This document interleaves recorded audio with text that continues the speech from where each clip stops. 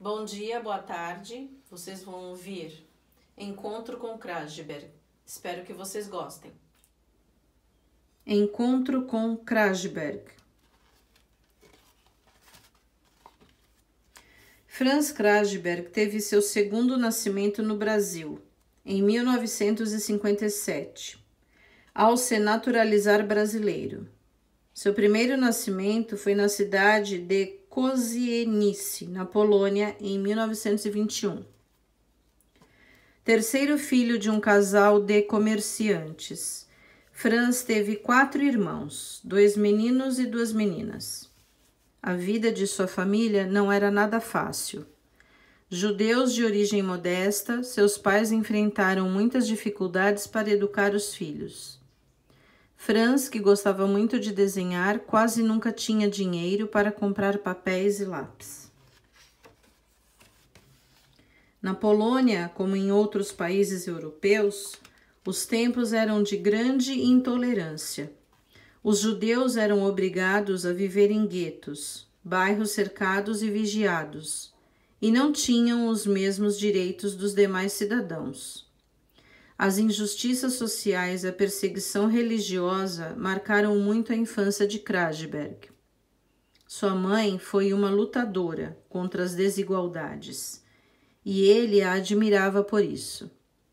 Diante de tudo que via e vivia, o que deixava Franz mais aliviado eram seus passeios pela floresta.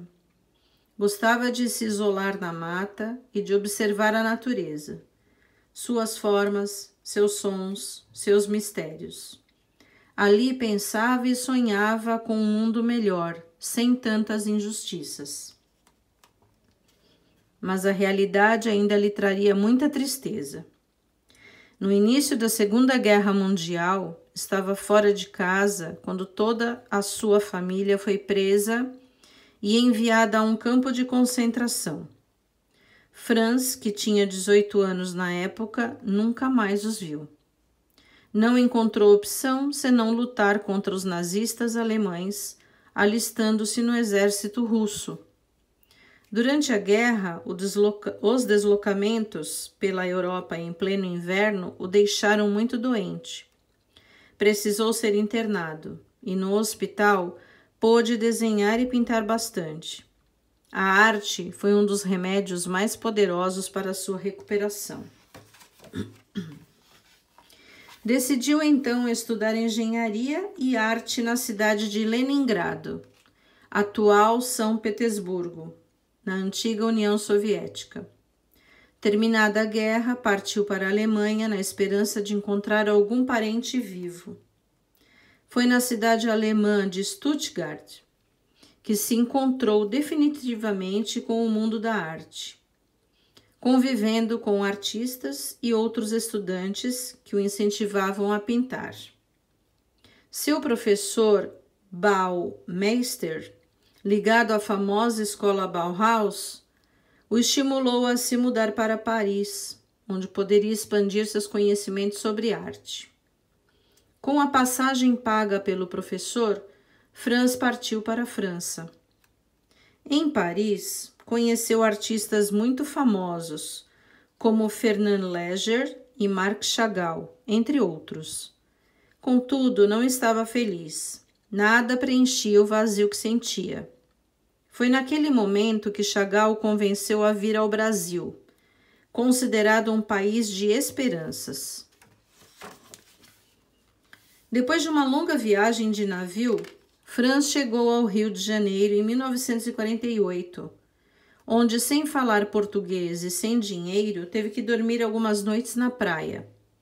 Foi em São Paulo que conseguiu trabalho no Museu de Arte Moderna e passou a participar de vários grupos de artistas.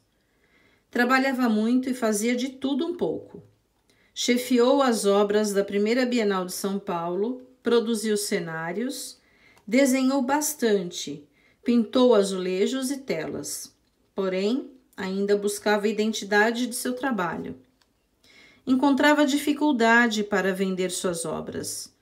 Quando conheceu o artista Lazar Segal, que o convidou a trabalhar no Paraná, como engenheiro desenhista em uma fábrica de papel de sua família.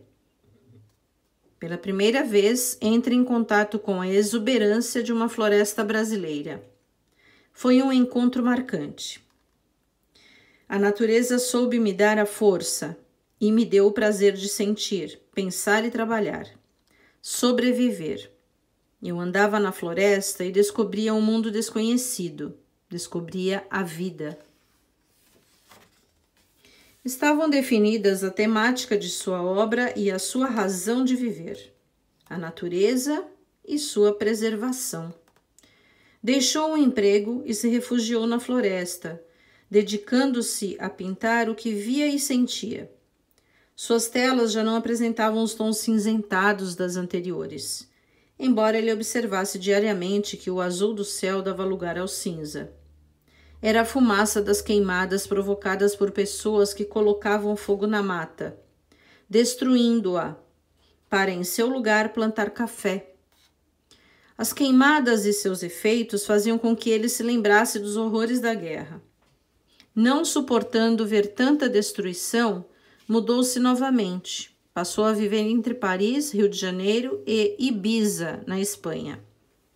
Nessa época, seus quadros já eram bem recebidos nas galerias de arte internacionais, e ele havia recebido importantes prêmios por sua obra. Tornou-se um artista consagrado.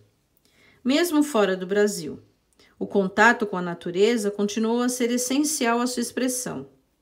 Em Ibiza, morou numa caverna e explorou novas técnicas.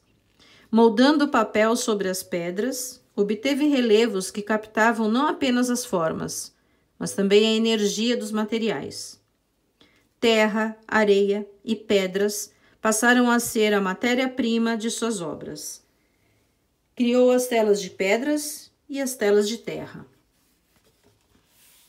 De volta ao Brasil, instalou-se no Pico da Cata Branca, região do município de Itabirito, interior de Minas Gerais, onde produziu muitas de suas telas de pedra e telas de terra.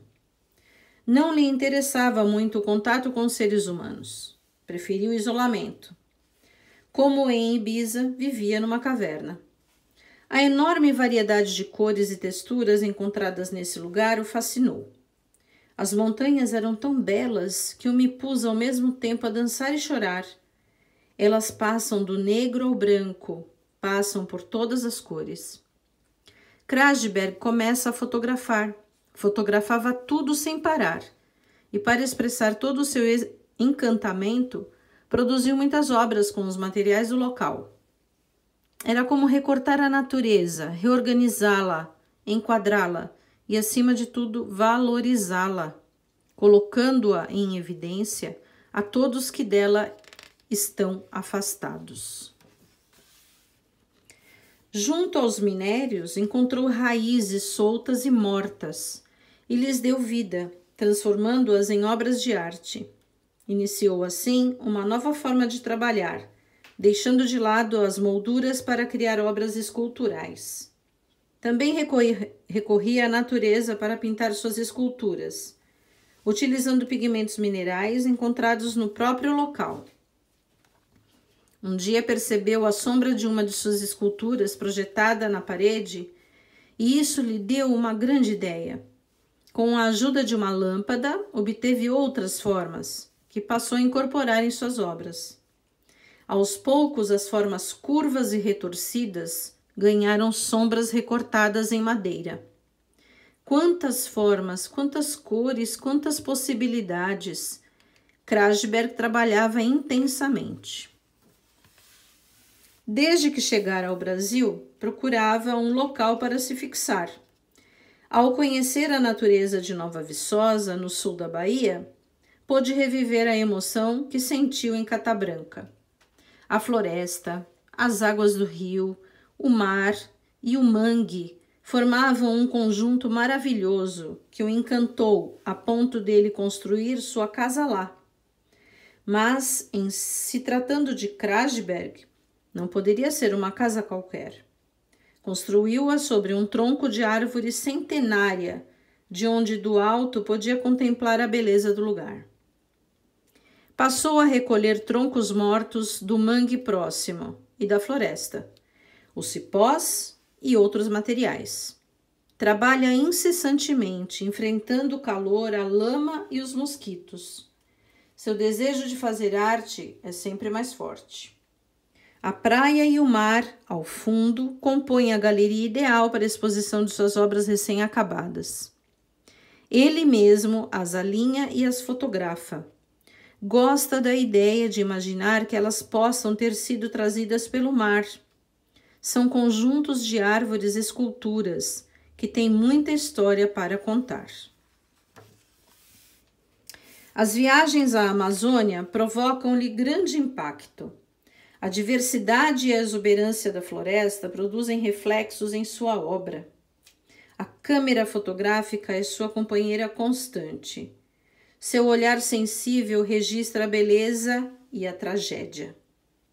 Por um lado, nos revela a natureza em sua essência e seu esplendor, e amplia a riqueza de muitos insistem em não querer ver. Mas também nos expõe os efeitos da insensibilidade daqueles que a desprezam. Em suas viagens ao Mato Grosso, fotografa o fogo e a destruição que ele causa. Suas imagens denunciam que nossas florestas e nossas matas nunca mais serão as mesmas. O artista de fala mansa e de poucos gestos grita por meio de suas fotos e de suas obras. Exprime sua revolta e seu temor.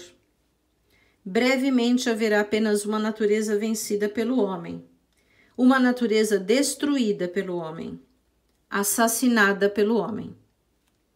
A sensibilidade de Krasberg transforma em poesia o que o ser humano destrói. Da desolação, tira forças para criar obras incríveis. Seu trabalho não se encaixa no estilo ou numa corrente artística. Ele é único.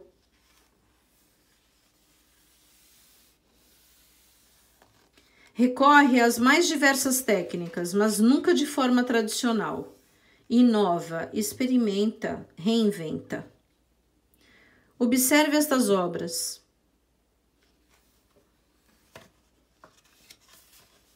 Se desde o início sua obra foi uma reverência às formas da natureza, hoje ela se constitui também em um manifesto, um pedido de socorro pela natureza.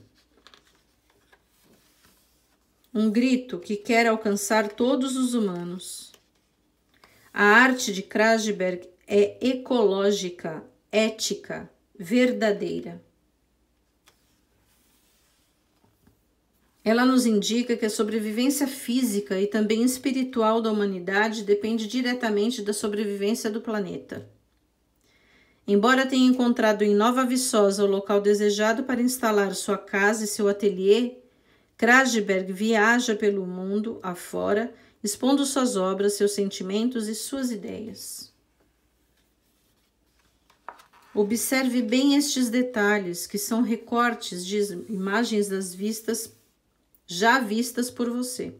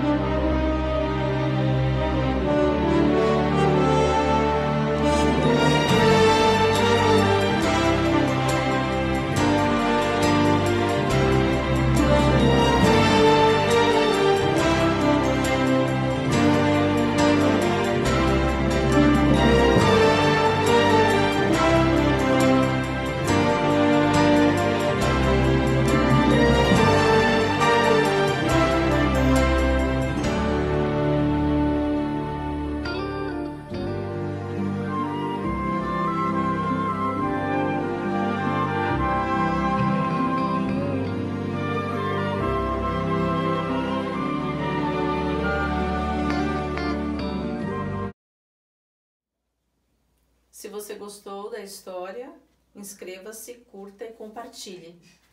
Tchau!